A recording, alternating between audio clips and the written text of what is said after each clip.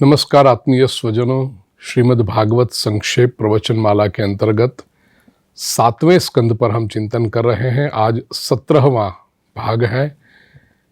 7वें स्कंद के प्रथम 2 अध्यायों में हमने देखा कि हिरण्यकशिपु ने अपने भाई हिरण्याक्ष का बदला लेने के लिए एक तरफ सब असुरों को उत्तेजित किया और दूसरी तरफ परिवार के लोगों को जो शोक था वह उपदेश करके, सांत्वना दे करके उस शोक को दूर किया। अब 7वें स्कंद के 3 अध्याय से हिरण्यकशिपु की तपस्या का वर्णन है। We are quite aware of the story part प्रिय स्वजनों। बड़ी कठोर तपस्या की है। नारद जी वर्णन करते हैं युधिष्ठिर के सन्मुख कि सतेपे मंदरद्रोण्याम तपः परम दारुणम ऊर्ध्वबाहुर्नभो दृष्टि पादांगुष्ठाश्रितावनि। पैर के केवल अंगूठे के ऊपर खड़ा है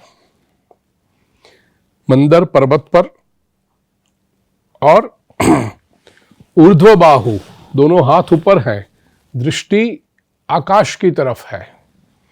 इस तरह उसने बड़ी दारुण तपस्या की है। इतनी तपस्या की कि आग की धुएं उसके सिर से निकलने लगी। ब्रह्मा जी आए और हिरण्यकशिपु से कहा, उत्तिष्ठोत्तिष्ठ भद्रन्ते तपस्सिद्धोऽसि काश्यप। तुम्हारा तप सिद्ध हो गया है, उठो और वरदो हमनुप्राप्तो व्रियतामिप्सितो वरः। तुम्हें वरदान देने के लिए मैं आया हूं। जो तुम्हें चाहिए, वो इच्छा जो तुम्हारी हो वो मांग लो। प्रिय स्वजनों, हिरण्यकशिपु के बड़े प्रसिद्ध वरदान 7वें स्कंद के 3 अध्याय में अंत की ओर जाते हुए 35 और 36वां श्लोक और 37वां भी ले सकते हैं।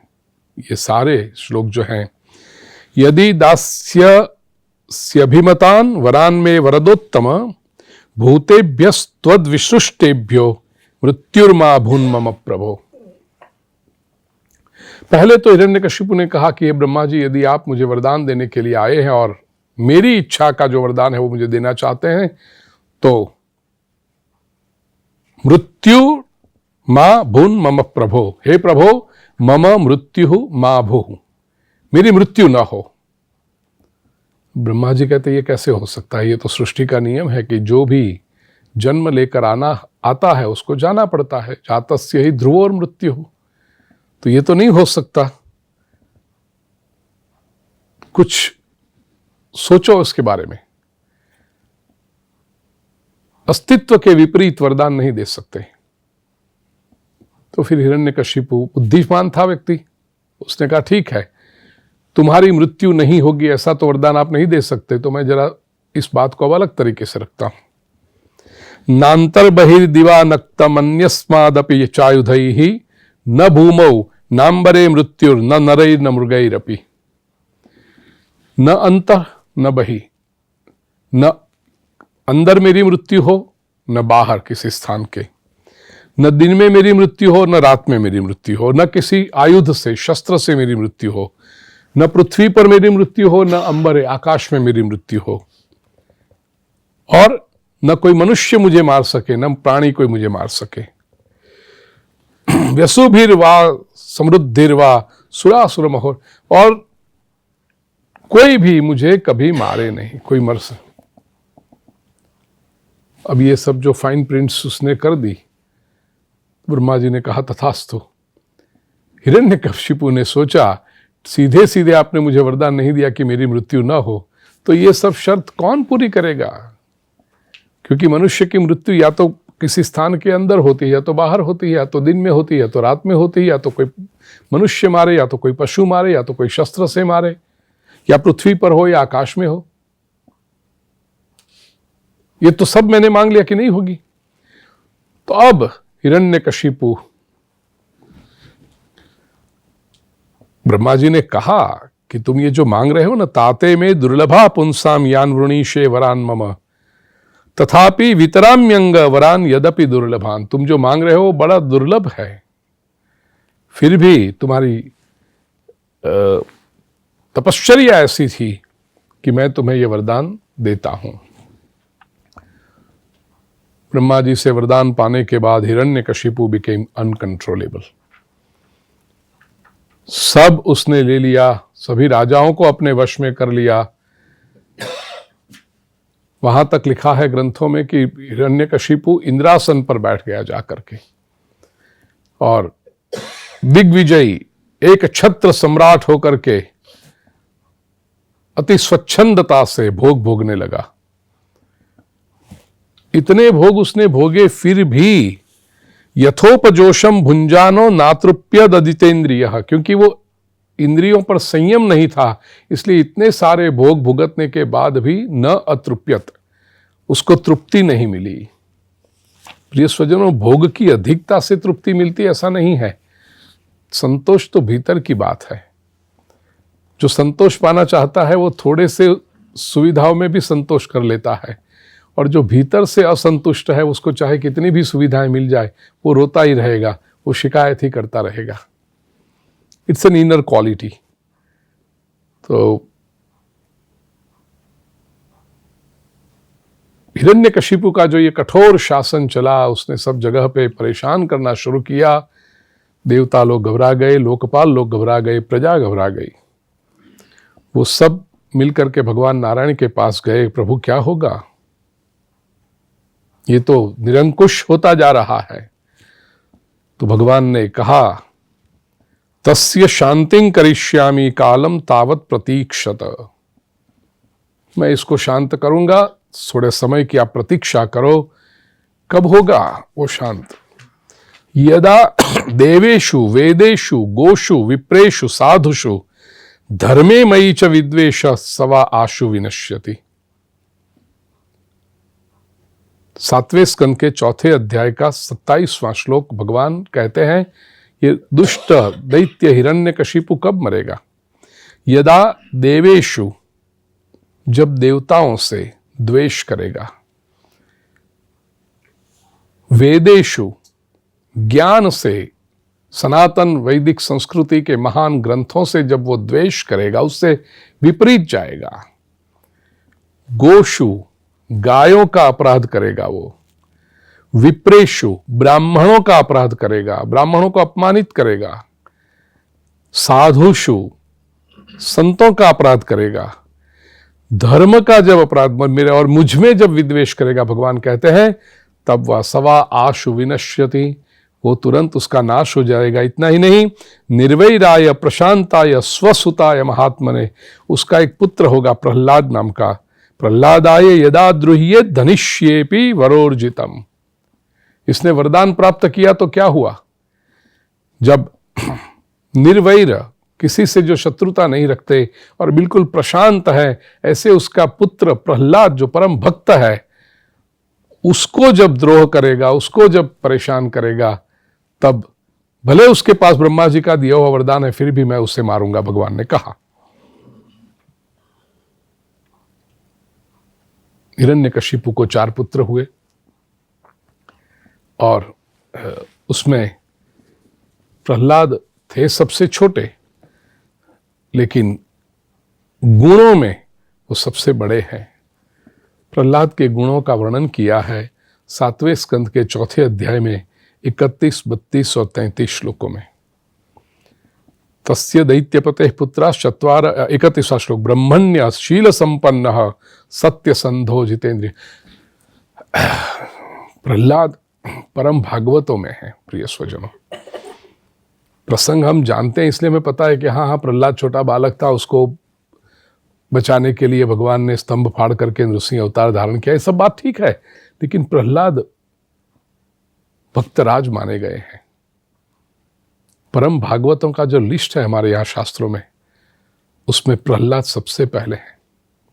प्रहलाद नारद पराशर पुंडरीक व्यासाम्बरीश शुक शौनक भीष्म दाल्भ्याम रुक्मांगदार्जुन वसिष्ठ विभीषणादीन पुण्यान ईमान परम भागवतान स्मरामि। जो परम भागवत परम भक्त हैं, जिनका स्मरण करने से मनुष्य का अंतःकरण शुद्ध हो जाता है, ये परम भक्तों की लिस्ट में प्रहलाद का नाम सबसे पहले है। क्यों है? जैसे भगवत गीता के 12वें अध्याय में भक्ति योग में भगवान 13वें श्लोक से लेकर के 19वें श्लोक तक ये 7 श्लोकों में 36 गुणों का वर्णन करते हैं। भक्त कैसा होना चाहिए? अद्वेष्टा सर्वभूतानां मैत्रः करुण एव च निर्ममो निरहंकार समदुःख सुखक्षमी। ऐसे यहाँ पर प्रहलाद के गुणों का वर्णन है। जब ये शास्त्रों का हम अध्ययन करते हैं प्रिय स्वजनों, ये भक्त के गुणों को हम अपने जीवन में आत्मसात करने का प्रयास करें। केवल कहानियां सुनने से नहीं चलेगा, वो गुण हमारे जीवन में आने चाहिए। ब्रह्मण्य, प्रहलाद का सबसे पहला और सबसे श्रेष्ठ जो गुण है ब्राह्मण।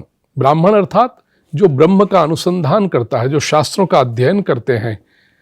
ऐसे विद्वान तेजस्वी ब्राह्मणों से प्रहलाद जी को लगाव था, सेवा करते थे, उनका आदर करते थे। ब्रह्मण्य। आपको मैं याद करा दूं, आएगी बात जब सुदामा चरित्र देखेंगे। शास्त्र में भगवान श्री कृष्ण को ब्रह्मण्य देव कहा है। भगवान श्री कृष्ण को भी ब्राह्मणों से अति प्रेम है, ब्राह्मणों का अत्यंत आदर करते हैं। तो प्रहलाद ब्रह्मण्य है, शील संपन्न, चारित्र्यवान है, सत्यसंध, सत्य प्रेमी है और जितेंद्रिय, इंद्रियों पर संयम रखने वाले हैं। सत्यसंध अर्थात एक बार जो प्रतिज्ञा कर ली, एक बार जो शब्द दे दिया, फिर उसका पालन करने वाले हैं। भक्त में ये लक्षण होने चाहिए प्रिय। हम ही यदि हमारे शब्दों का पालन नहीं करेंगे, किसी को वचन दिया, लोग कहते हैं ना वो अभी बोला अभी फोक, या कुछ लोग होते हैं वो गोल गोल बोलते हैं, वो पकड़ में नहीं आते, बड़े विचक्षण होते, बड़े समझदार होते हैं। वो किसी को वचन देते ही नहीं। उन्हें कुछ कहो कि ये काम करना है तो कहेंगे चेक करते हैं। तो चेक करते हैं मतलब इतना वो खुला हो गया कि वो बात ही नहीं करेंगे। कुछ होता है, वचन दिया तो वचन का पालन करना चाहिए। ये भक्त का लक्षण है। Once you give the word. और मैं तो एक सीधी बात कहूं प्रिय स्वजनों, हमारे दिए हुए शब्द का पालन हम स्वयं नहीं करेंगे, if we don't value our words, who else will. हमारे शब्दों का गौरव यदि हम स्वयं नहीं करेंगे तो और कौन करेगा? ये बहुत बड़ी जिम्मेदारी है। सत्यसंध, आत्मवत् सर्वभूतानाम एकः। प्रहलाद के भक्त के रूप में जो गुण है, सभी को अपने समान गिनते हैं। आत्मवत्। देखिए, ये भी बेचारा है, ये गरीब है, ये बहुत बीमार है, ये दूसरों को अपने से हीन समझना, फिर उनको दया देना, मदद करना, वो सब सरल है। लेकिन दूसरा मेरे जैसा है, मुझे कोई घाव लग जाए तो मैं अपनी सेवा कैसे करूंगा, मैं अपना ध्यान कैसे रखूंगा, ऐसे में दूसरे का ध्यान रखता हूं। मैं कोई बड़ा हूं, मेरे पास कुछ संपन्नता है, मेरे पास शक्ति है, मेरे पास साधन है, इसलिए मैं दूसरों की मदद करने चला हूं। ये सोशल सर्विस है जो राजनीति में ले जाती है। भक्त दूसरा जो पीड़ा में है वो मेरा है, उसकी पीड़ा मेरी पीड़ा है। आत्मवत् सर्वभूतेषु, ऐसा जब लगे तब भक्ति होती है। प्रिय सुहृत्तम, दासवत् सन्नतार्यांघ्रि, दास के समान रहते हैं, सेवा भाव से रहते हैं। बहुत सुंदर गुण है। नोद्विग्न चित्तो व्यसनेषु निस्पृहः, कभी उद्विग्न नहीं होते। प्रहलाद जी जैसे जो भक्त है ना प्रभु, एक से जो नहीं याद रखना, उद्विग्नता का अर्थ है उब जाना। गुजराती में जने के कंटाड़ो, बोरिंग। जो भगवान के भक्त है ना, वो कभी बोरिंग लगते नहीं। भगवत गीता के 12वें अध्याय में भी भगवान श्री कृष्ण ने ये गुण बताए हैं भक्त के। यस्मान्नो द्विजते लोको लोकान्नो द्विजते चया।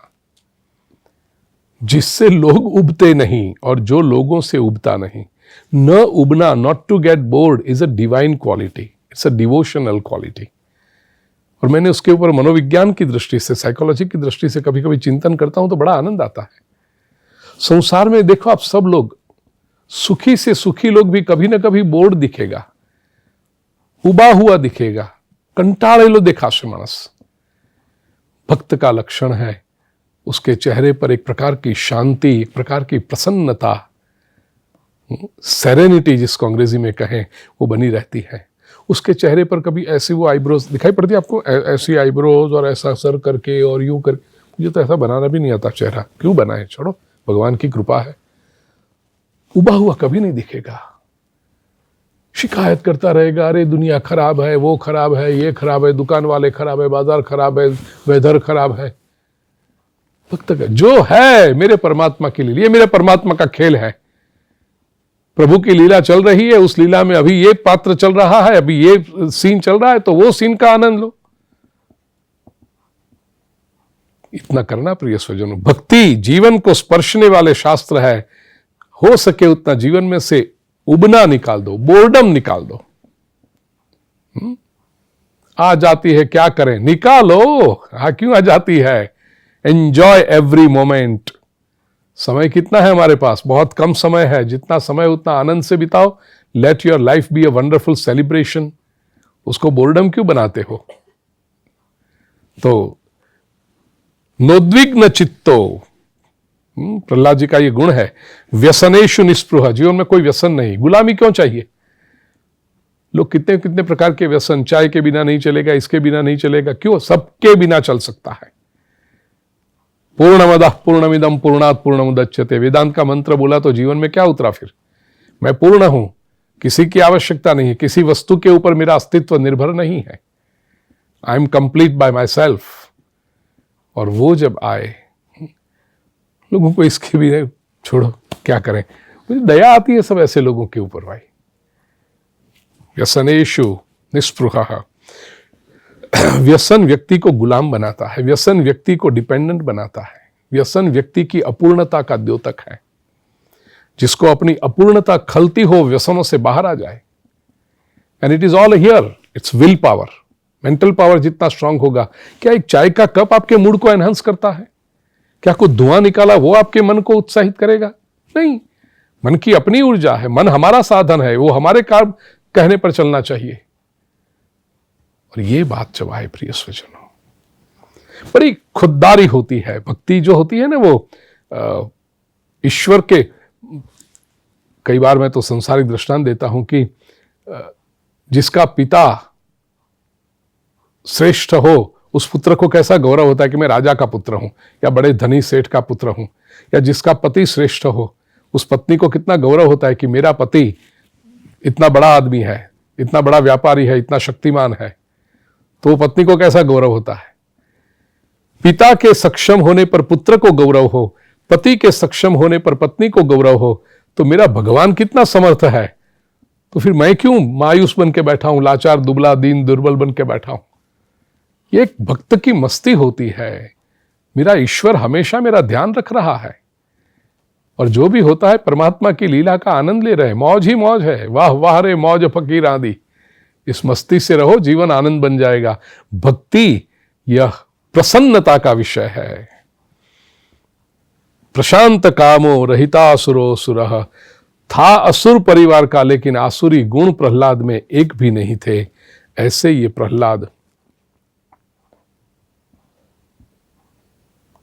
हिरण्यकशिपु ने जब देखा कि प्रहलाद तो भगवान का भक्त है, विष्णु की उपासना करता है, तस्मिन् महाभागवते महाभागे महात्मनि हिरण्यकशिपु राजन न करो दघमात्मजे। कितने सुंदर शब्द प्रयोग किए। 7वें स्कंद के 4थे अध्याय का 43वां श्लोक, तस्मिन् महाभागवते, केवल भागवत नहीं, महाभागवत, भक्त नहीं, महाभक्त, महाभागे, महाभाग। ये 10वें स्कंद जब आएगा तो मैं महाभाग का अर्थ समझाऊंगा। महाप्रभु जी श्रीमद् वल्लभाचार्य जी बहुत सुंदर समझाते हैं। एक होते हैं भाग्यवान और दूसरे होते हैं महाभाग्यवान। ये महाभाग है। और महात्मनि, महात्मा, महाभागवत, महाभाग और महात्मा, ऐसे प्रहलाद के साथ हिरण्यकशिपु ने शत्रुता बांधी है, उसका अनिष्ट करने की चेष्टा करने लगा है। 7वें स्कंद के 5वें अध्याय में शुरुआत ऐसे होती है कि शुक्राचार्य के 2 पुत्र शंड और अमर्क, उनको ये सब असुर पुत्रों को अध्ययन करने के लिए नियुक्त किया है। उनकी पाठशाला में, उनके आश्रम में प्रहलाद को भेजा कि जाओ अभ्यास करो, और शंडामर्क को सूचना दे दी गई कि ऐसा इनको सिखाओ कि वो अच्छे से अच्छे असुर बनने चाहिए, सब दैत्य बनने चाहिए। शंड और मर्क, इनका अर्थ समझना प्रिय स्वजन, ये सब तात्विक अर्थ हैं सब। शंड का अर्थ है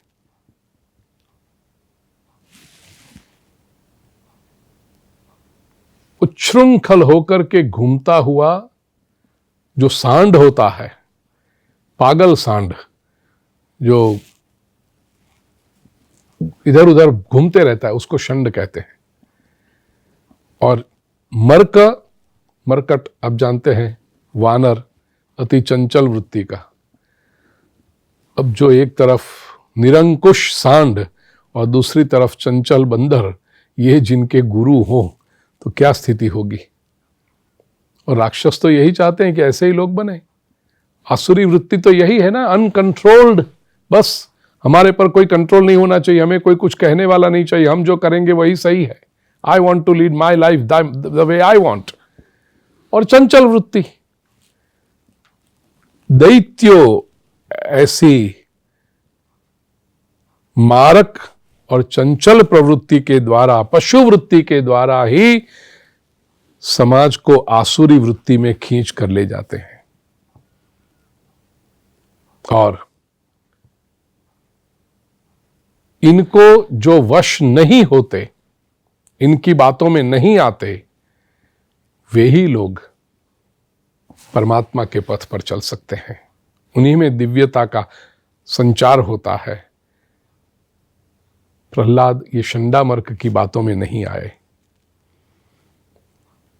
अभ्यास तो चल रहा था। एक बार हिरण्यकशिपु ने प्रहलाद को बुलाकर अपनी गोद में बिठाया। एकदा सुरराट पुत्र अंकमारोप्य पांडव पप्रच्छ कथ्यतां वत्स मन्यते साधु यद भवान।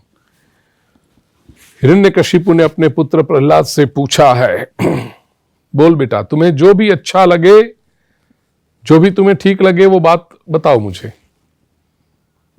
तो प्रहलाद ने कहा, पिताजी, तत्साधु मन्ये सुरवर्य देहिनां सदा समुद्विग्न धिया मसद्ग्रहात् हित्वात्मपातं गृहमन्धकूपं वनंगतो यद्धरिमाश्रयेत।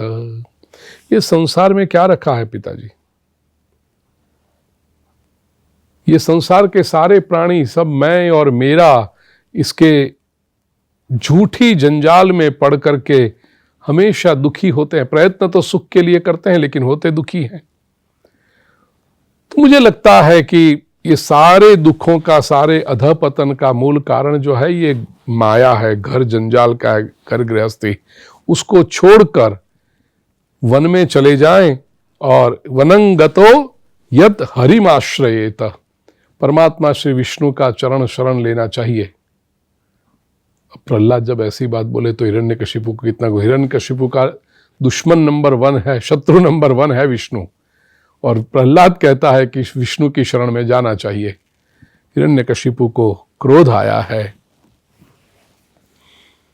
शंडामर्क के सामने क्रोधित आंखों से देखा। शंडामर्क ने कहा, राजन, ये सब हम नहीं सिखाते हैं, कहां से ले आता है पता नहीं है, लेकिन आप चिंता न करो। छोटा बालक है, जब बड़ा हो जाएगा तो ये बचपन की बातें अपने आप भूल जाएगा। ये जो वातावरण में रह रहा है आपके जैसा ही असुर होगा, चिंता न करो, हम प्रयास करते हैं। ले गए वापस। कुछ समय के बाद पुनः हिरण्यकशिपु ने प्रहलाद को बुलाया, वापस गोद में बिठाया, पूछा, बेटा बताओ क्या है। एक बात कहूं प्रिय स्वजनों, हिरण्यकशिपु असुर है, दैत्य है, बहुत सारे दोष हैं उसके अंदर, स्वीकार किया हमने, लेकिन एक गुण है उसका जो सीखने जैसा है, खास करके मॉडर्न पेरेंट्स को, वह हिरण्यकशिपु अपने पुत्र के अभ्यास के बारे में, उसके मन में क्या चल रहा है उसके बारे में रेगुलरली वो इंक्वायरी करता है, गोद में बिठाता है, प्रेम से पूछता है, बेटा बोलो तुम्हें क्या अच्छा लगता है, बोलो बेटा क्या लगता है अच्छा। He establishes a dialogue with his son. बहुत दुख के साथ कहना पड़ता है प्रिय स्वजनों, आज आधुनिक युग में कई परिवारों में से ये शिकायत आती है, फरियाद आती है कि 2 जनरेशन के बीच में संवाद खो गया है। संतानों को माता पिता से बात करने में कोई रस नहीं है, माता पिता के पास संतानों से बात करने का समय नहीं है। परिवार में 5 लोग हों तो एक दूसरे से बात नहीं करते, और अधिकतर परिवारों ने फैमिली का एक ग्रुप बना रखा है, कुछ भी होगा तो व्हाट्सएप ग्रुप में डाल देते हैं। अरे एक दूसरे से बात करो।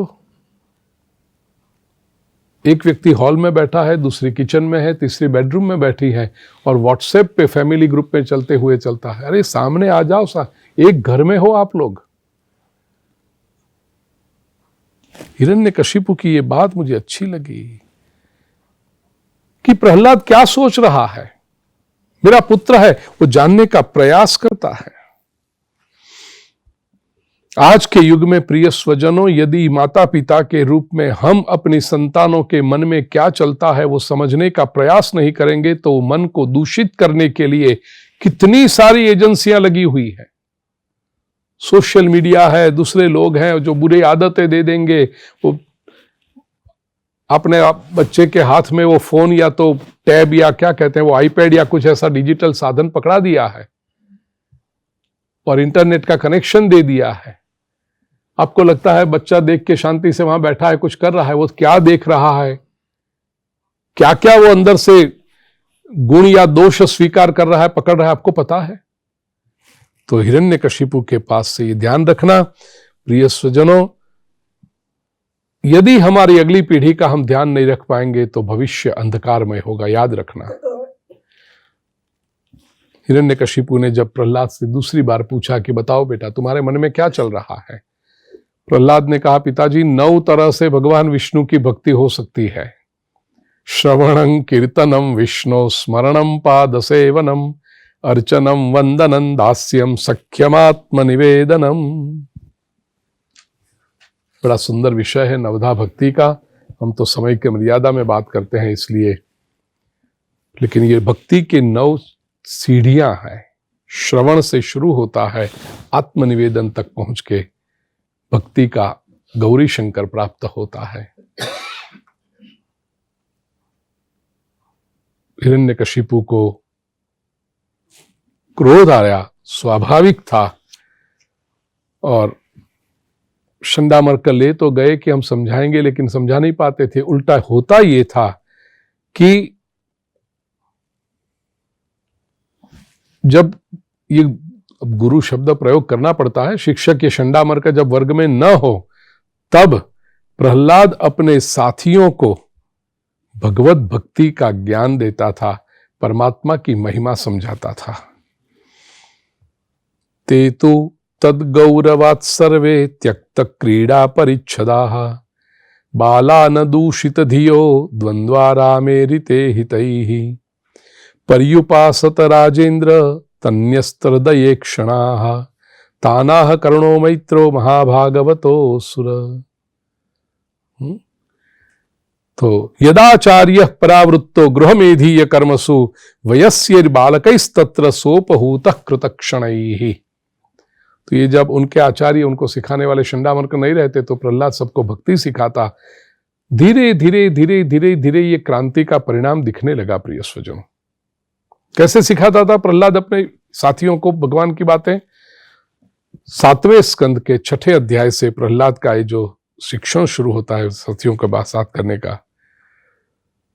प्रहलाद कहता था अपने मित्रों से, कौमार आचरित प्राज्ञो धर्मान भागवतानिह दुर्लभम मानुषं जन्म तदप्यध्रुवमर्थदम।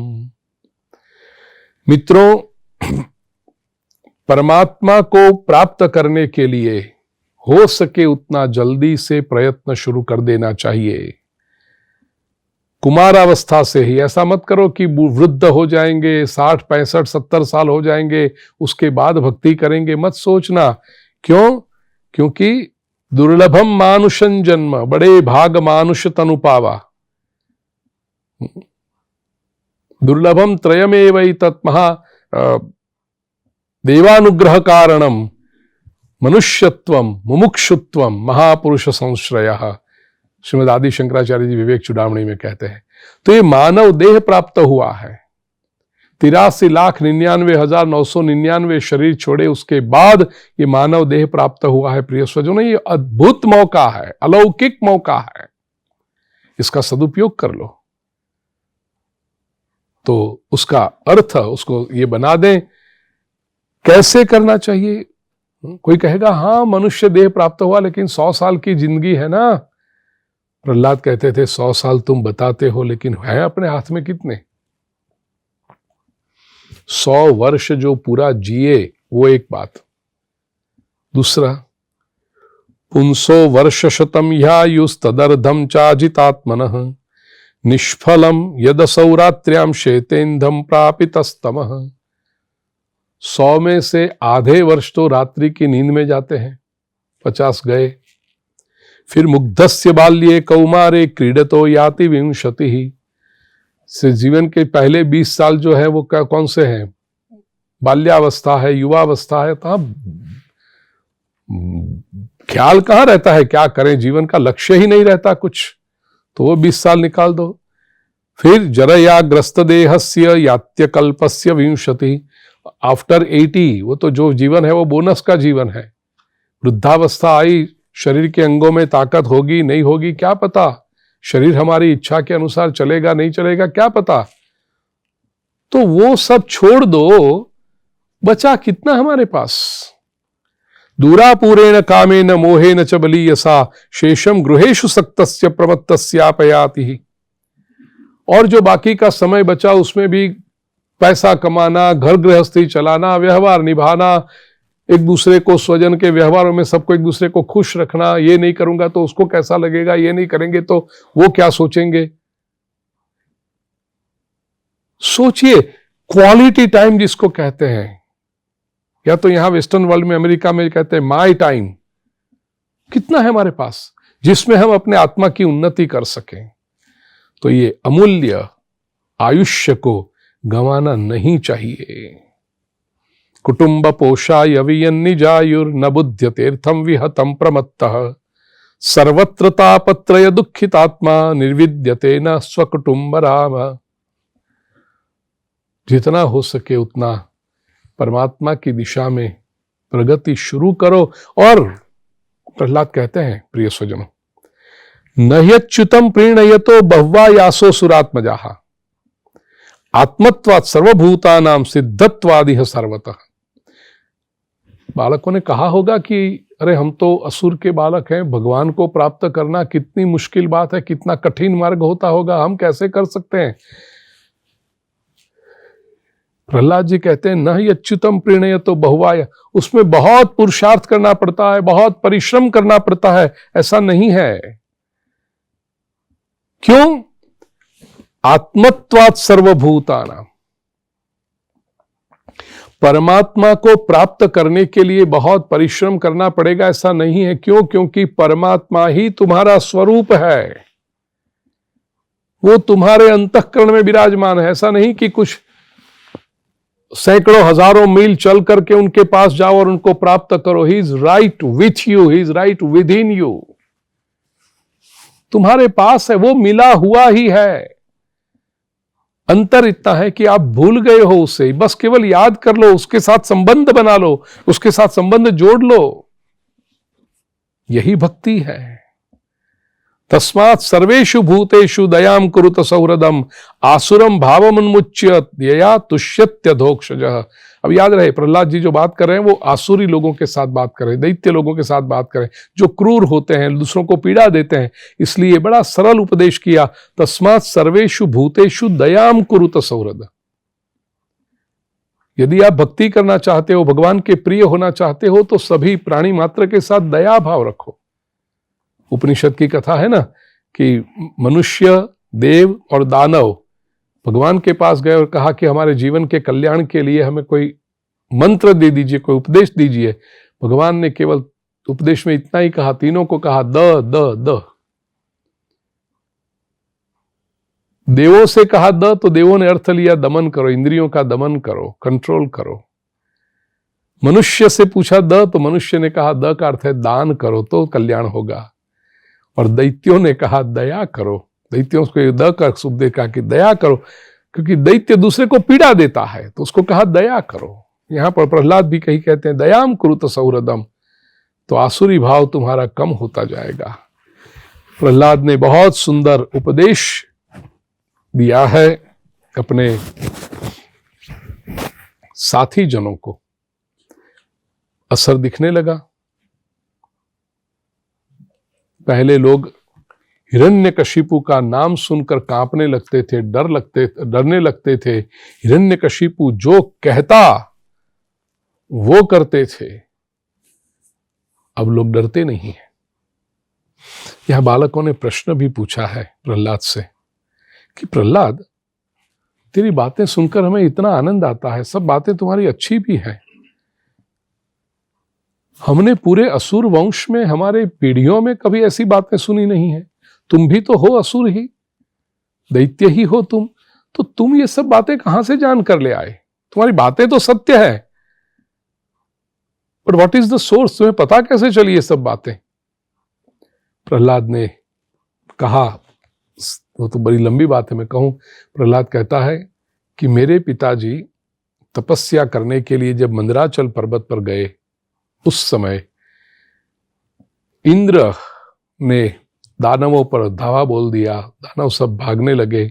इंद्र मेरी माता कयाधु को लेकर के चला। उस वक्त मेरी मां गर्भवती थी, मैं अपनी माता के गर्भ में था। इंद्र लेकर जा रहा था मेरी माता को, मार्ग में नारद जी मिल गए। नारद जी ने पूछा इंद्र से कि इंद्र, ये क्या कर रहे हो? तुम देवराज हो और दैत्य की पत्नी को ऐसे उठाकर जा रहे हो, तुम्हें शोभा नहीं देता? इंद्र ने कहा, जानता हूं ये हिरण्यकशिपु की पत्नी है, लेकिन उसके गर्भ में बालक है, हिरण्यकशिपु का वीर्य है। जैसे ही ये बालक का जन्म होगा उसको मैं मार डालूंगा ताकि दैत्य वंश नष्ट हो जाए, और बाद में इस कयाधु को मैं छोड़ दूंगा। नारद जी ने कहा, ऐसा नहीं करते। ये कयाधु का क्या दोष है? अभी तक जिसका जन्म भी नहीं हुआ वो बालक का क्या दोष है? तुम्हें जो करना है वो हिरण्यकशिपु से करो, मुझे दे दो। नारद जी कयाधु को लेकर अपने आश्रम में गए। ये देखिए संतों का दर्शन। एक तरफ इंद्र जैसे लोगों का होता है कि मस्तक काट दो तो व्यक्ति मर जाएगा, ये एग्रेसिव स्टेप है। संतों का स्टेप अलग होता है। वो कहते हैं मस्तक काटने से दुष्टता नहीं नष्ट होती, राक्षसी वृत्ति मस्तक काटने से नहीं। तो रक्त बीज जैसे हमने पुराणों में देखा है ना कि उसके रक्त के एक एक छींटे में से एक एक राक्षस उत्पन्न होता है। तो महापुरुषों का दर्शन होता है, मस्तक के विचार बदल दो, change their thinking and the personality will change, the individual will change. वो कैसे करना है? बड़ी शास्त्रीय पद्धति से, साइंटिफिकली किया है। कयाधु को अपने आश्रम में ले गए नारद जी और उसको पुराण सुनाए। प्रहलाद कहते हैं, मेरी मां के गर्भ में रह करके ये सारे शास्त्र, ये सारा भक्ति मार्ग, ये सारी परमात्मा की महिमा मैं सुनता रहा और मुझे याद है। तो ये मेरे गुरुदेव नारद जी की कृपा है, उनकी वजह से मुझे ये सब प्राप्त हुआ है। और जो ज्ञान प्राप्त हुआ वह भी प्रहलाद बताते हैं 7वें स्कंद के 7वें अध्याय में, माता के गर्भ में रह करके जो ज्ञान पाया है प्रहलाद ने, उसका वर्णन किया है। उसमें वेदांत भी है, भक्ति भी है। प्रहलाद कहता है, हम शरीर नहीं है, हम आत्मा हैं। और वृक्ष में जैसे छोटे से पौधे से लेकर के फल तक की प्रक्रिया है, ऐसे जीवन में भी शरीर भी अस्ति जायते वर्धते विपरिणमते अपक्षी नश्यति, इन प्रक्रियाओं से गुजरता है। आत्मा के 12 लक्षण हैं। 7वें स्कंद के 7वें अध्याय के 19 और 20 ये 2 श्लोकों में, एक्चुअली तो 19वें श्लोक में ही आत्मा के 12 लक्षण प्रहलाद जी ने बताए हैं।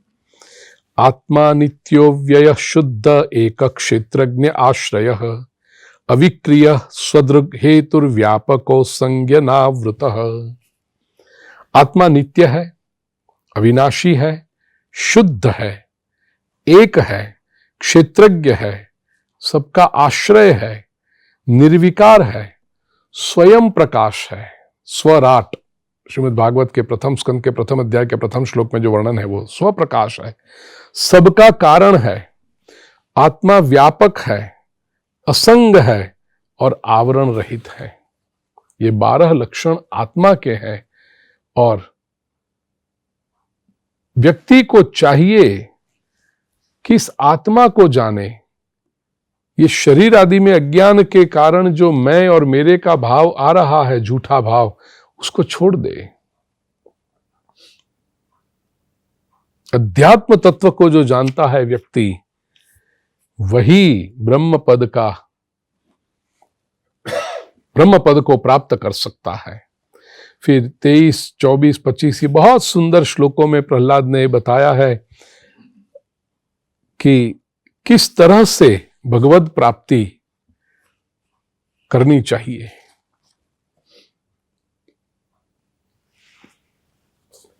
अब जब भक्ति का प्रभाव बढ़ा, अब हिरण्यकशिपु कोई गलत बात करे तो लोग स्वीकारते नहीं थे, हिरण्यकशिपु का विरोध करते थे। हिरण्यकशिपु को आश्चर्य होने लगा, जो प्रजा मेरे सामने आंख उठाकर देखने की हिम्मत नहीं रखती थी, वो प्रजा अब मेरी बातों का विरोध कर रही है। कहां से आ गई इनमें इतनी हिम्मत? हिरण्यकशिपु ने जरा सर्वे कराया, जांच कराई, तो उसके आदमियों ने रिपोर्ट लाके दी कि पूरे राज्य में भक्ति की क्रांति फैल गई है और उस क्रांति का नेता तो घर में ही बैठा है, प्रहलाद। यह जब सुना, हिरण्यकशिपु को अत्यंत आक्रोश आया है। प्रहलाद को मारने के प्रयास शुरू किए। अब जानते हो सब प्रयास, पहाड़ पर से नीचे फेंका, बेलपत्तों में झिला गया, भोजन में विष देने का प्रयास किया, हाथी के पैरों तले उसको रौंदने का प्रयास किया गया। प्रहलाद मरता नहीं। हिरण्यकशिपु की बहना होलिका, जिसका नाम था, उसको वरदान था कि अग्नि उसके जला ही नहीं सकती। होलिका की गोद में बैठाकर प्रहलाद को जलाने का प्रयास किया, हुआ उल्टा, होलिका जल गई, प्रहलाद हंसते हुए बाहर आया।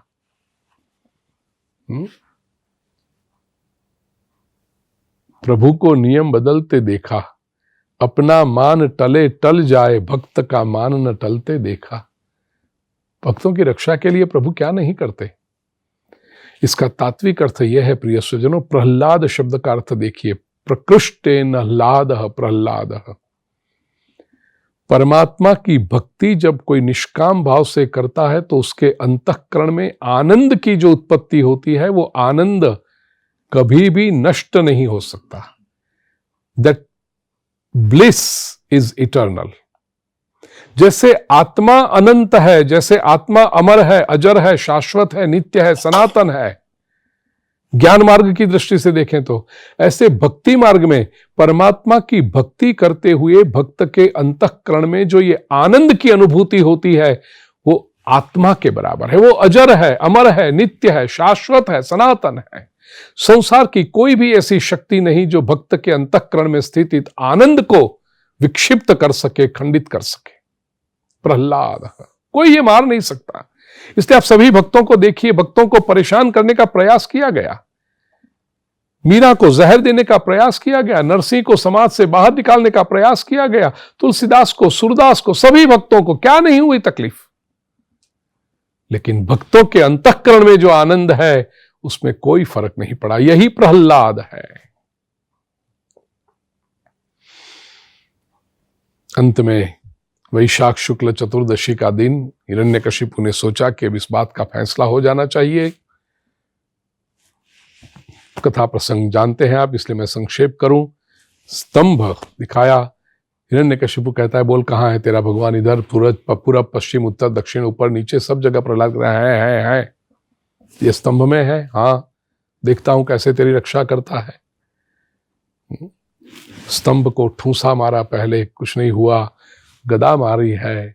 क्वासव यदि स सर्वत्र कस्मात् स्तंभे न दृश्यते, यदि तेरा भगवान सर्वत्र है तो ये स्तंभ में क्यों नहीं दिखाई देता? प्रहलाद ने कहा प्रभु ये सभी प्रजाजनों की श्रद्धा को दृढ़ करने के लिए प्रकट हुई है प्रभु। और जैसे ही हिरण्यकशिपु ने स्तंभ के ऊपर प्रहार किया है, सत्यम विधातुम निज भृत्य भाषितम व्याप्तिंच भूतेष्वखिलेषु चात्मनः अदृश्यतात्यद्भुत रूप मुद्वहन स्तंभे सभायाम न मृगन न मानुषम। 7वें स्कंद के 8वें अध्याय का 18वां श्लोक, प्यारा श्लोक है। भगवान ने नृसिंह अवतार धारण करके ये अति अद्भुत अवतार क्यों लिया, इसका स्पष्टीकरण ये एक श्लोक में है। 2 कारण बताए। पहला कारण, सत्यम विधातुम निज भृत्य भाषितम, अपने भक्त की वाणी को सत्य करने के लिए प्रभु स्तंभ में से प्रकट हुए। यदि मेरा भक्त कहता है कि मैं स्तंभ में हूं तो मैं स्तंभ में भी हूं। जैसे कोई पिता अपने पुत्र की वाणी को, मेरे पुत्र ने यदि ये वादा कर दिया है ये तो मैं, नुकसान भी यदि मुझे हो जाए तो मैं मेरे पुत्र की बात को सत्य करूंगा। ऐसे जैसे पिता अपने पुत्र की बात को रख लेता है, और ये प्रेम का लक्षण है। पत्नी भी मित्रों से पति कहकर आया है कि शनिवार की रात को मेरे घर पर आना, पिज्जा की पार्टी रखेंगे। पत्नी थकी हुई है, उसने भी हफ्ते भर काम किया है, लेकिन पति से प्रेम है, और पति आके कहता है मैं ऐसा वचन दे चुका हूं, मुझे पता नहीं था कि तेरा स्वास्थ्य ठीक नहीं है, अब क्या करेंगे, बाहर से मंगवा लें? पत्नी कहेगी नहीं, आपने यदि वचन दिया है तो वो हो जाएगा। प्रेम में ये ऊर्जा है प्रिय स्वजनों। संसार का व्यक्ति भी यदि प्रेम जिसके प्रति हो उसके शब्द को सत्य ठहराता है तो भगवान नहीं कहेगा। मेरे भक्त ने यदि कहा है सत्यम विधातुम निज भृत्य भाषितम, और दूसरी बात व्याप्तिंच भूतेषु अखिलेषु चात्मनः, अखिलेषु भूतेषु आत्मनः व्याप्तिम, मैं सर्वत्र हूं, अत्र तत्र सर्वत्र कण कण में मैं विराजमान हूं। यह अपनी ओमनी प्रेजेंस, सर्वव्यापकता सिद्ध करने के लिए परमात्मा ने अदृश्यतात्यद्भुत रूप मुद्वहन, अद्भुत रूप लेकर आए, न मृगम न मानुषम। हिरण्यकशिपु को लिया, शुरुआत में तो आक्रमण किया दैत्यों ने, कथा सब जानते हो आप। गोद में जब डाला हिरण्यकशिपु को छटपटाने लगा। अभी तक हजारों लोगों को मौत के घाट उतारने वाला हिरण्यकशिपु जब अपनी मृत्यु आई तो डरने लगा, कांपने लगा, छटपटाने लगा। मेरे पास ब्रह्मा जी के वरदान हैं। भगवान ने कहा बताओ क्या वरदान है? जल में या थल में? भगवान कहते हैं तो न तू जल में है न तू थल में है, तू मेरी गोद में है। अंदर या बाहर? भगवान कहते हैं न हम अंदर है न बाहर, हम बिल्कुल दहलीज पर है, आगे बोल। दिन में या रात में? भगवान कहते हैं न दिन है न रात है, ये संध्या समय है, आगे बोल। मनुष्य या प्राणी? भगवान कहते हैं देख मेरे स्वरूप को, शरीर मनुष्य का है, मस्तक सिंह का है, नृसिंह स्वरूप। प्रिय स्वजनों, वरदान एक भी तोड़ा नहीं, लेकिन हिरण्यकशिपु को छोड़ा नहीं।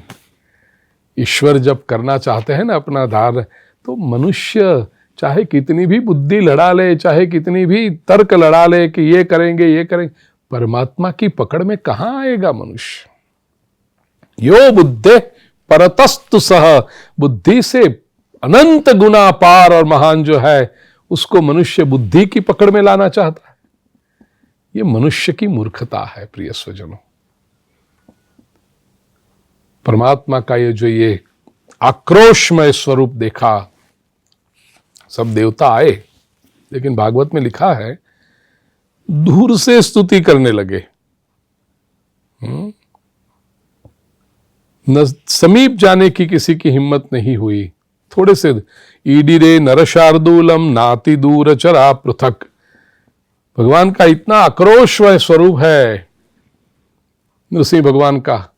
ब्रह्मा जी भी स्तुति करते हैं, न तोस्म्यनंता यदुरंत शक्तये विचित्र वीर्याय पवित्र कर्मणे विश्वस्य सर्ग स्थिति संयमान गुणैः स्वलीलया संदधते व्ययात्मने। सभी ने आकर के, रुद्र आए, इंद्र आए, ऋषिगण सब आए, सबने स्तुति की, लेकिन भगवान का जो आक्रोशमय स्वरूप है, हिरण्यकशिपु को नाखून से चीर डाला था, रक्त का क्षेपण हुआ है, रौद्र स्वरूप शांत नहीं हो रहा है। अंत में देवताओं ने एक युक्ति की है। प्रहलाद जिसकी प्रार्थना से और जिसकी भक्ति से प्रसन्न होकर के ब्रह्मांड प्रकट हुए थे, ब्रह्मा जी ने प्रहलाद से कहा कि तुम जाओ प्रभु के पास और प्रभु का ये आक्रोश है वो तुम शांत करो। प्रहलाद ने कहा अस्तौ सिद्ध, ठीक है मैं ऐसा करूंगा। गोद में प्रहलाद को दे दिया। किमिया करने जैसा है प्रिय स्वजनों। घर में कोई बड़े बुजुर्ग व्यक्ति अत्यंत क्रोध में आ जाए ना, उस वक्त आपकी दलीलें नहीं चलेगी। वो जब क्रोध करे आपको, वो शांत हो जाओ, आपका बीपी बढ़ेगा तो वो और बढ़ चिल्लाएंगे। आपका तुम्हारी तो यही इच्छा है, मेरा बीपी बढ़े, मैं मर जाऊं, मैं ये करूं। मत कहो कुछ। घर में कोई छोटा बालक हो, कोई ग्रैंड चाइल्ड, वो बाबूजी की गोद में रख दो, बस अब सब हट जाओ, अब बाबूजी अपने आप धीरे धीरे शांत हो जाएंगे। तो भगवान नृसिंह की गोद में प्रहलाद को रख दिया है। प्रहलाद ने भगवान की स्तुति की है। ब्रह्मादयः सुरगणा मुनयोऽथ सिद्धाः सत्वैकतानमतयो वचसां प्रवाहैः नाराधितुं पुरुगणैरधुनापि पिप्रुः किन्तोष्टुमर्हति समे हरिरुग्रजाते। बड़ी सुंदर स्तुति है। उसके बाद प्रहलाद कहता है, प्रभु इस संसार में मोक्ष के 10 साधन प्रसिद्ध हैं।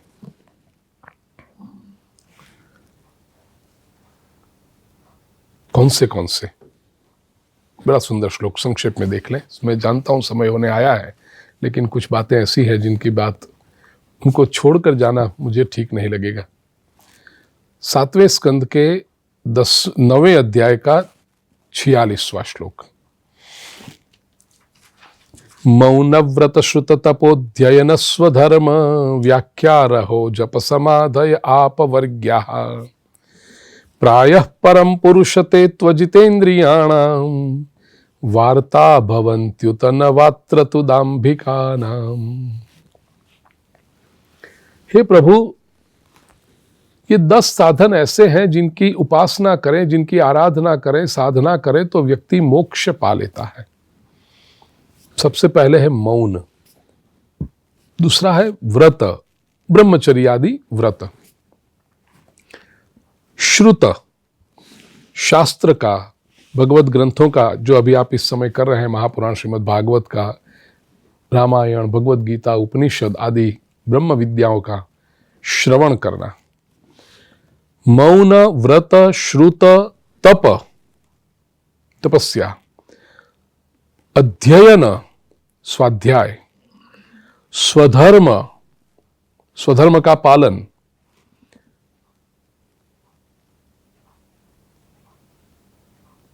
व्याख्या, शास्त्र पढ़ा, लेकिन केवल शास्त्र रट लेने से कुछ नहीं होता, उसकी व्याख्या समझ में आनी चाहिए, एक्सप्लेनेशन, अंडरस्टैंडिंग। तो उसके लिए शास्त्रीय शब्द है युक्तियां होती है कि भाई इससे ये शास्त्र समझ में आया, ये तर्क से, ये संवाद से, ये कृपा से, ऐसे शास्त्र समझ में आना चाहिए, व्याख्या, एक्सप्लेनेशन, अंडरस्टैंडिंग। उसके बाद कहा अहह, एकांत रहना। एकांतवास बहुत आवश्यक है प्रिय स्वजनों। मैं बार बार इसके ऊपर वर्णन करता हूं, मुझे स्वयं भी बहुत पसंद है। दिन में कुछ समय ऐसा निकालो जब आप एकांत में हो, निजानंद में हो। भीड़ भाड़ में रहने से बहुत लाभ नहीं होता है, शक्ति व्यय होती है, और जो शक्ति व्यय हो गई उसको पुनः प्राप्त करने के लिए it is important to enjoy your aloneness. It is a recharging process. एकांत में आनंद आना चाहिए। तो एकांत सेवन ये मोक्ष का साधन है। जप और समाधय, समाधि। समाधि is a state of super consciousness. कोई भी एक विचार लेकर के लंबे समय तक उसके ऊपर फोकस करना, चिंतन करना, या परमात्मा का दिव्य स्वरूप आंखों के सामने रम रहा हो और आप आनंद में डूब जाएं, समाधि की अवस्था है। ये 10 मोक्ष के साधन हैं। लेकिन यहां पर कहता है प्रायः परम मनुष्य पुरुषते त्वजिते इंद्रियाणाम। जिसने इंद्रियों के ऊपर विजय प्राप्त नहीं की है, ऐसे लोगों के लिए वार्ता भवन्त्युत नवात्र तुदाम्भिकानाम। उनके लिए तो केवल ये ब्रेड एंड बटर का साधन बन जाता है, जीविका का साधन बन जाता है, समय पसार करने का एक साधन बन जाता है दाम्भिक लोगों के लिए। जो ठीक रूप से इसका आचरण करता है वही मोक्ष के मार्ग पर जा सकता है। नहीं तो यही सारी बातें लोग पाखंड के लिए भी, दिखावे के लिए भी करते हैं। कुछ लोग कहेंगे ना इतने दिनों का मौन बोलेंगे नहीं, बोलेंगे नहीं, इशारा करके बताएंगे, लिख लिख के देंगे। उस वो मौन का क्या करना है? श्रवण करेंगे, बैठे रहते हैं, लेकिन श्रवण करने के बाद व्याख्या की। कहने का आशय इन ब्रीफ में कहूं प्रिय स्वजनों, ये सारे उपाय प्रामाणिकता से करने चाहिए, दिखावे के लिए नहीं। प्रहलाद कहता है भगवान से कि प्रभु आपकी सेवा के 6 अंग हैं। तत्तेर्हत्तम नमस्तुति कर्म पूजा, कर्म स्मृतिश्चरणयोः श्रवणं कथायाम, संसेवया त्वयि विनेति षडंगया किम, भक्तिम जनः परमहंस गतौ लभेत। ये 6 अंग से जो आपकी सेवा करता है ना, उसको तो परमहंस गति प्राप्त होती है। श्रीमद् भागवत के 7वें स्कंद के 9वें अध्याय का 50वां श्लोक। परमात्मा की सेवा के 6 अंग बताए। सबसे पहले कहा नमः, नमस्कार करना। दूसरा है स्तुति। तीसरा है कर्म पूजा, समस्त कर्म परमात्मा को समर्पण करना है। फिर सेवा है और परमात्मा के चरण कमलों का चिंतन और भगवान की लीला कथा का श्रवण। ये 6 अंग के सिवा ये न करे कोई आचरण तो उसको परमात्मा की भक्ति कैसे प्राप्त हो सकती है? और भक्ति नहीं यदि करेगा तो उसको परमात्मा की प्राप्ति कैसे हो सकती है?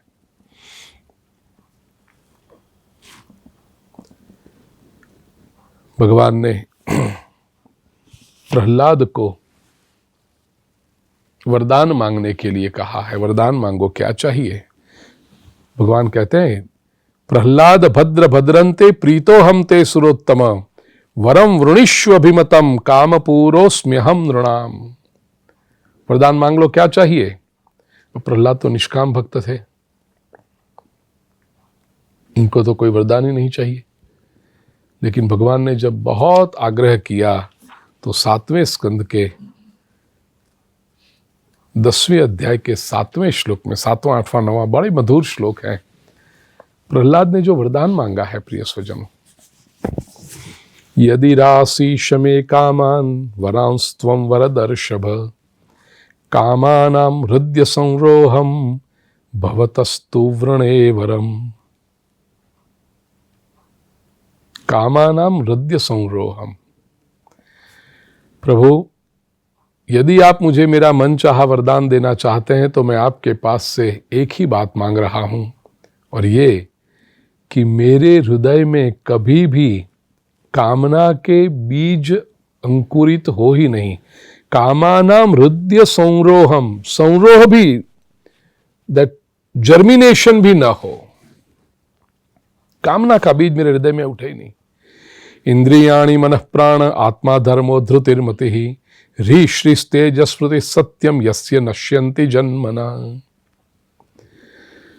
हृदय में जब कामना का बीज उत्पन्न होता है ना, तो मनुष्य की इंद्रियां, मन, प्राण, देह, धर्म, धैर्य, बुद्धि, लज्जा, श्री, ये सारे जो गुण है, तेज, स्मृति, उसका सत्य, ये सब नष्ट हो जाते हैं। और विमुंचति यदा कामान मानवो मनसि स्थितान तर्येव पुंडरीकाक्ष भगवत्वाय कल्पते। सच पूछो तो जिस क्षण मन में से कामना का बीज निर्मूल हो गया, निकल गया, उसी क्षण वो भगवन्मय हो जाता है, भगवत स्वरूप प्राप्त कर लेता है। दूसरी भगवान कहते हैं, प्रहलाद, नैकांतिनो में जयित्वा नैकांतिनो में मई जात्विहाशिष आशा सते मूत्र चये भवद्विधा। तेरे जैसे भक्त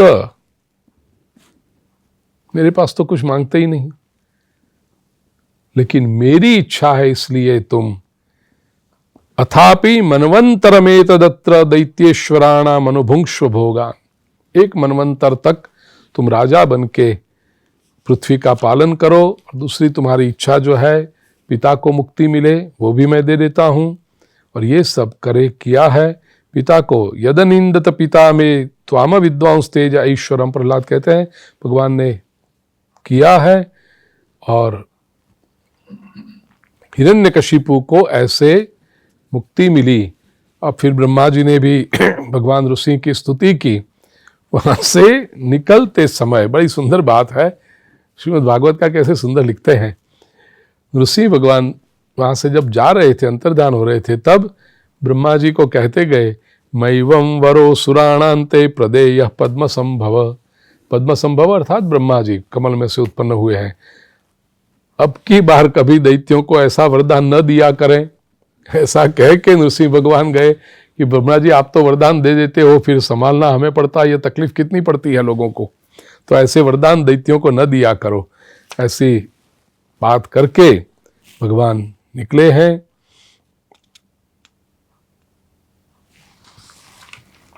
प्रिय स्वजनों, 7वें स्कंद के अंतिम 5 अध्याय, नारद जी ने 10वें अध्याय में तो समापन कर दिया। युधिष्ठिर से कहा कि तुमने जो प्रश्न पूछा था वो उत्तर हो गया। अंतिम 5 अध्याय 11, 12, 13, 14, 15 ये धर्म पंचाध्यायी है। 11वें अध्याय में मानव धर्म, वर्ण धर्म, ब्राह्मण, क्षत्रिय, वैश्य, शूद्र और स्त्री धर्म का वर्णन है। संक्षेप में हम देख लें। 11वें अध्याय के 8 से 11, 8, 9, 10, 11 4 श्लोकों में धर्म के 30 लक्षण बताए हैं। सत्यं दया तपः शौचम तितिक्षेक्षा शमो दमः अहिंसा ब्रह्मचर्यं च त्याग स्वाध्याय आर्जवम। ये 30 लक्षणों का मैंने लिस्ट बनाया है आपके लिए। ये 30 जो है वो मानव मात्र के परम धर्म है, धर्म के लक्षण हैं। सत्य, दया, तपस्या, शौच का अर्थ पवित्रता, तितिक्षा टॉलरेंस, इच्छा, इच्छा का अर्थ है उचित और अनुचित, या तो योग्य या अयोग्य को देखना, सोचना। इच्छा का लिटरल मीनिंग देखना, लेकिन क्या देखना कि मैं जो कर रहा हूं वो योग्य है, is it right, is it proper और इम्प्रॉपर। इच्छा। 7वां है लक्षण मन का संयम। 8वां है दम, इंद्रिय का संयम। अहिंसा, ब्रह्मचर्य, त्याग, स्वाध्याय, आर्जवम का अर्थ है सरलता, संतोष। 15वां लक्षण कहा समदर्शी महापुरुषों की सेवा।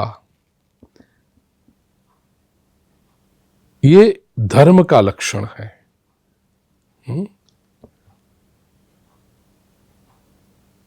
समदृक सेवा, समदृक जो समदर्शी है, सबको समान दृष्टि से देखते हैं, ऐसे महापुरुषों की सेवा।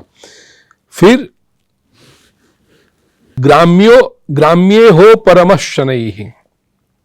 शनैः धीरे धीरे, साइकोलॉजी का ध्यान रखते हुए धीरे धीरे धीरे सांसारिक भोगों की चेष्टा से निवृत्ति। एब्रप्टली मत करना, नहीं तो नुकसान होता है। वर्ल्डली अफेयर से धीरे धीरे धीरे धीरे धीरे अपने आप को रिटायर करते जाओ, निवृत्त करते जाओ। मानव के अभिमानपूर्ण प्रयत्नों का फल उल्टा ही होता है, ऐसा विचार मन में स्थिर कर लो कि जितने भी काम हम अहंकार से करेंगे, मैं करूंगा, मेरे सिवा कोई नहीं कर सकता, दिखा दूंगा या दिखा दूंगी, ऐसे जो बातें होते हैं, याद रखना ऐसे सभी कर्मों का परिणाम उल्टा होता है। ये बात मन में स्थिर होनी चाहिए।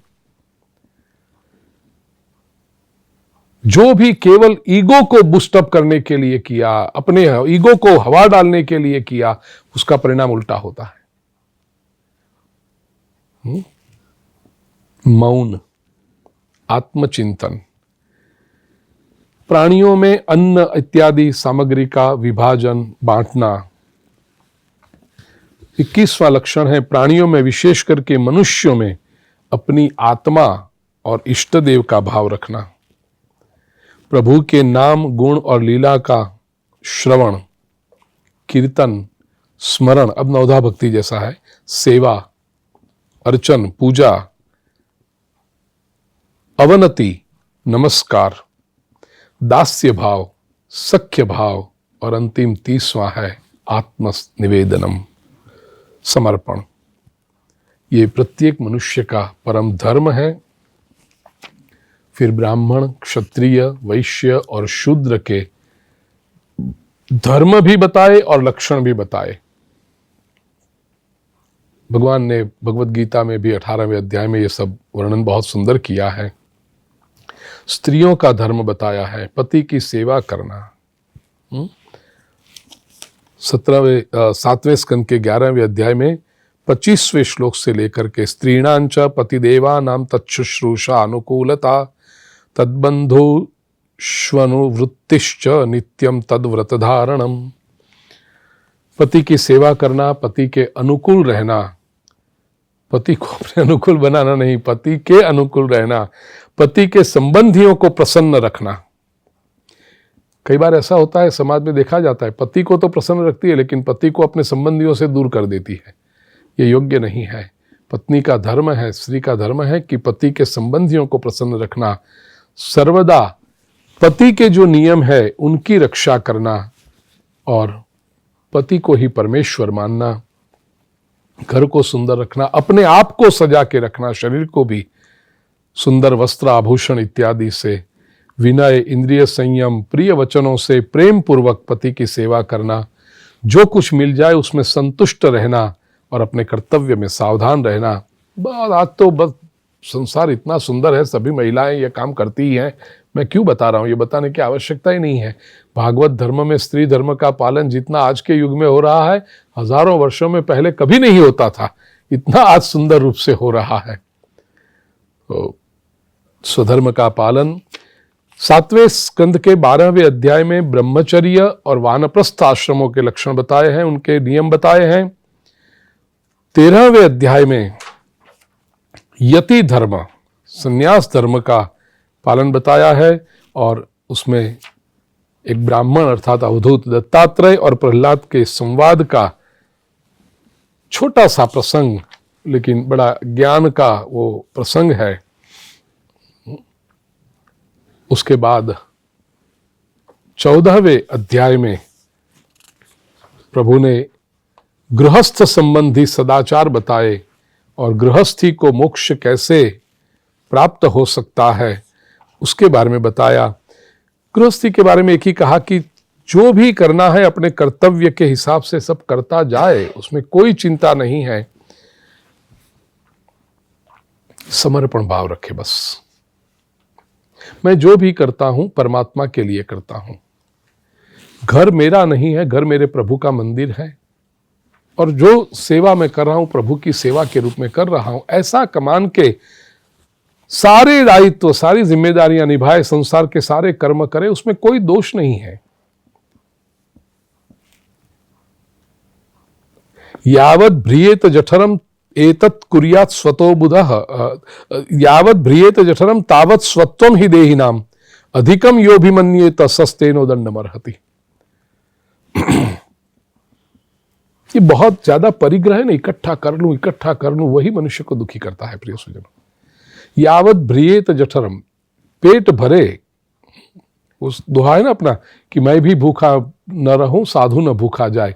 मेरी जो आवश्यकता है वो पूरी हो जाए, मेरे घर में कोई मेहमान, विद्वान, ब्राह्मण, संत, महापुरुष आए तो उनको प्रसन्नता हो सके, इतना हो, बहुत हो गया।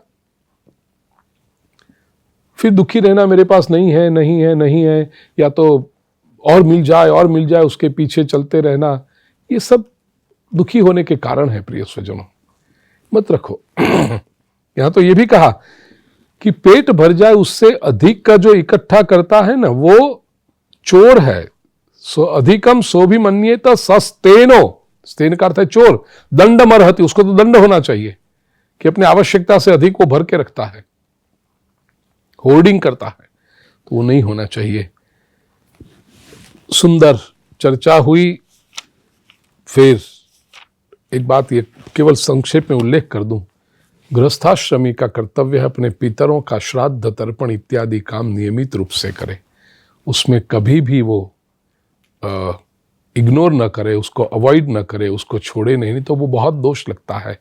पितरों का कार्य बहुत सुंदर रूप से, नियमित रूप से और श्रद्धा से हो। श्राद्ध शब्द का अर्थ ही यही है, श्रद्धया यत् क्रियते तत्श्राद्धम।